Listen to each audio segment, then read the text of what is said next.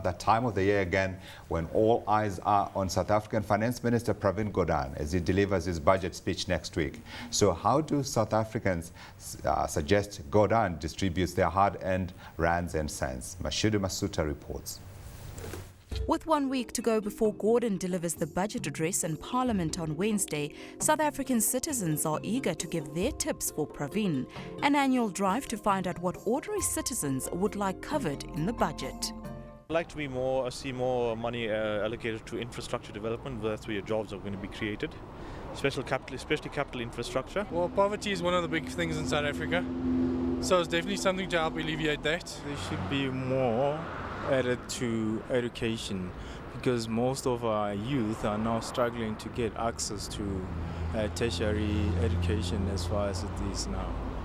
Maybe better social grants, especially for pension people. Increase that a bit. The National Treasury's website and Facebook have both been flooded with suggestions. Niels Flatten from Cape Town believes the minister will probably focus on legislative, tax and policy issues. The real need is to remove blockages that constrain economic growth. You could possibly look at compiling a list of sectorial interventions aimed at removing these blockages and thus speeding up growth in individual sectors. For those professionals who will be going through the budget with a fine-tooth comb, it's all about looking at ways to tighten government's belt. It's important for the Minister of Finance to maintain the image of fiscal conservatism.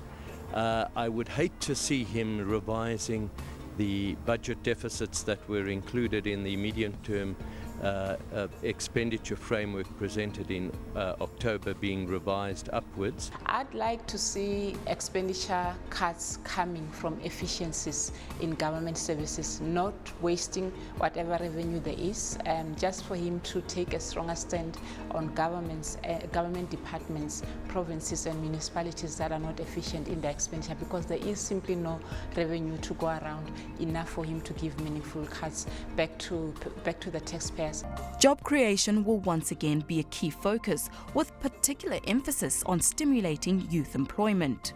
I would like to see the budget much more oriented toward job creation. The wage subsidy, particularly for youth, I think that is going to come. Probably there will be 10 to 15 billion rand in the budget set aside for a wage subsidy for youth. Something else I would like to see is a search subsidy, a job search subsidy, basically allowing job seekers who are not served by traditional employment agencies to receive a subsidy to assist them in their job searches.